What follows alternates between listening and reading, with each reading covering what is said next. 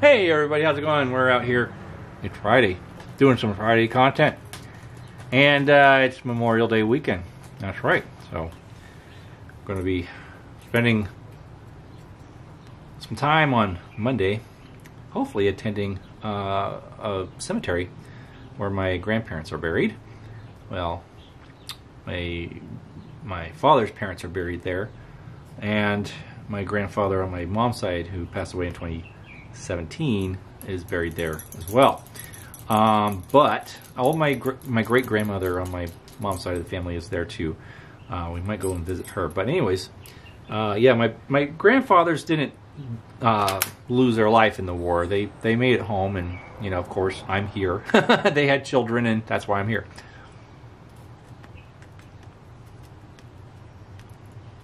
But anyways, I'll go and commemorate them in their service on Memorial Day and think about them, because I do miss them. I really do. It's not really a holiday that you wish somebody, you know, happy or merry or whatever, like, you know, Christmas or whatever. But no, it's a lot of people look at it as an extra, you know, an extended weekend and a reason to barbecue. Now, there's nothing wrong with barbecue. Now, you'll be interested to know, you may find this interesting, barbecue has a long history with our country. The earliest, there's a lot of early recordings of barbecues being part of major political functions. Yeah, the act of cooking and being together as a large group, it goes back to our earliest days as a country. That's true. So, the tradition is continued today. Some might feel that it's vulgar to do such a thing on a holiday that is more or less sacred. I don't see it that way because, well, you're you know, creating an atmosphere for family to get together. And now, if you're not mentioning or talking about the people in your family that did serve in the military and that did give up their life for our freedoms, then yeah, you should spend some time doing that. Absolutely, you got to focus on that. You know, I think it's only right. But you know, getting together, having a barbecue, and enjoying some company and food is totally within the parameters, in my opinion. Now, of course, sadly, corporate America has influenced us to think that it's a good time to buy a new car or a mattress. I don't do either most of the year, so I don't have the need to go buy a mattress or a new car. I got a very old car that I'm very happy with, and a mattress that has a few miles on it, but it's still good. And both things are very, very expensive, so it's not something you can just go right out and willy-nilly and buy like a new pair of shorts. You know, it's a major investment. Anyways, with that being said,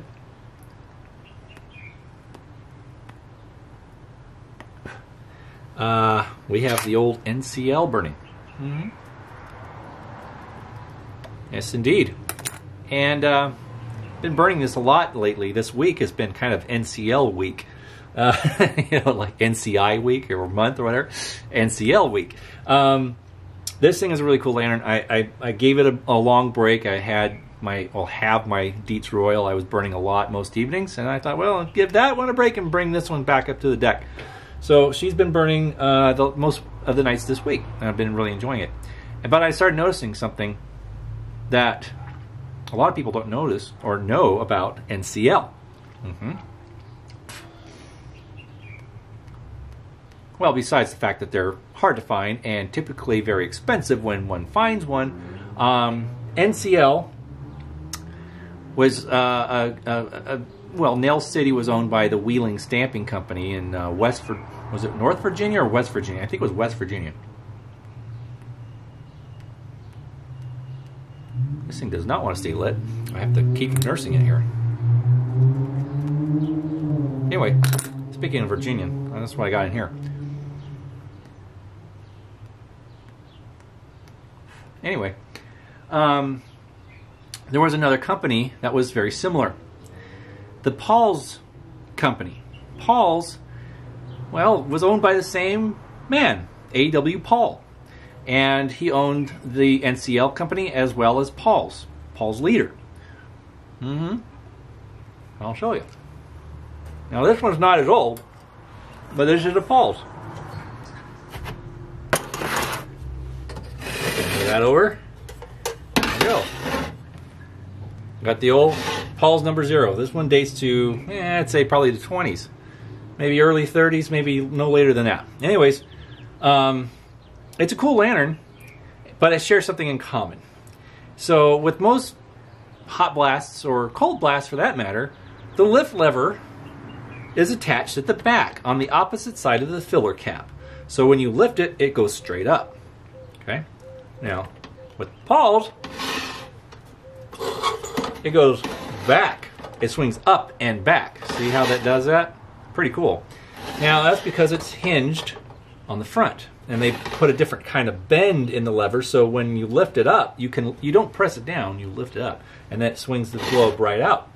So you can access the burner easily, you can remove the cone and trim the wick, and you can service it a lot simpler without having to take the globe out and all that stuff. So I think that's a really great design. It really is.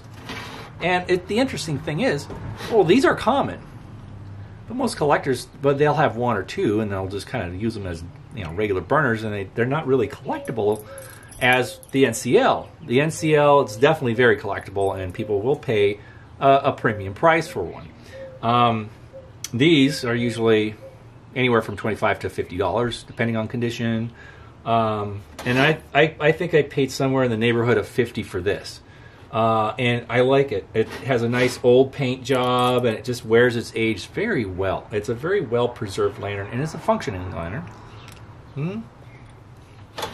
I actually had this up at Crystal Lake for my camp out. Yeah, I did. And then you might be saying, "Hey, Rob, what's the deal with that red globe? Are you trying to send a signal in the woods? Are you soliciting something?" No, I use it as a night light because, well, red light is it diffuses things, and your eyes don't adjust to red light at night as much as regular normal warm tone light. So if you're outside and you need your night vision, a red lamp will not ruin that. That's why they use red lighting on battleships and submarines and whatnot, because when they were in a battle situation, they were inside and they had red light at night so they could see things, but then if they went out on deck, their night vision was not spoiled. So they could do navigation by the stars if they needed to, or see what's on the horizon if there's any enemies nearby. Especially in a submarine, when you have a periscope up and you're trying to scan the horizon, you need your night vision. So red filtered light is definitely good for night, besides just as a warning signal. Anyways, so you'll see that they're not exactly similar. Not really. This is a different design, and it post-dates this one by a long shot. This one's for circa 19... this is about 1890 to 1900, I think, was when they stopped making this tubular style. The Paul's No.0 patented, I think... Let's see. 1890 to 1909. So the last patented is... the last patent is June 30th, 1909. But yeah, the design, I guess the lift design was patented in 1890. So that's where this comes in. This is they share that similar lift style. The lever's different, but it is hooked. It's hinged on the front of the globe plate, just like they're very similar. But that's because they're owned by the same man, A.W. Paull. They were related, so they were different companies, but owned by the same man. So there you go. Bet you didn't know that about Paul's, right? Yeah. So maybe they'll jump up in popularity. Who knows? But I think they're great lanterns. And this is actually the last time this lantern will appear on the channel. I recently sold it to another friend and subscriber, and he bought it for a fair price, and I'm going to be shipping it out today. Yeah. That's right. I am. I'm probably thinking, why are you doing that? Why are you doing that? And I'm like, well, this lantern, as cool as it is, I have others. And, well, I can't keep everything. I have a lantern coming tomorrow. Yeah, I have another lantern supposed to be delivered tomorrow. And with that being said, I have to make room. I don't have an endless supply of room. And so there we go.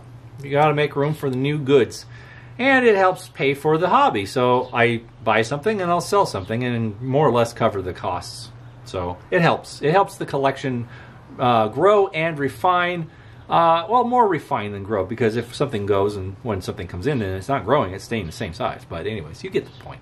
But I mean, I have this beautiful NCL that I enjoy, and that's definitely not going anywhere. But yeah, so fun stuff. Cool. Cousins. Separated by at least 10 years, right? Yeah, I think so. But it's good stuff, and I know that the subscriber and friend of mine who's receiving this will enjoy it, and I hope that he will in good health. And yeah, it's a wonderful lantern. I really enjoy this thing, but it's time for it to move on and be enjoyed by somebody else, but not that. Anyways, that's what we got today. Hope you guys enjoy your long weekend, and however you commemorate Memorial Day, do so safely, with honor and dignity. All right, light up the lantern, and we'll see you guys on Monday. All right, bye-bye.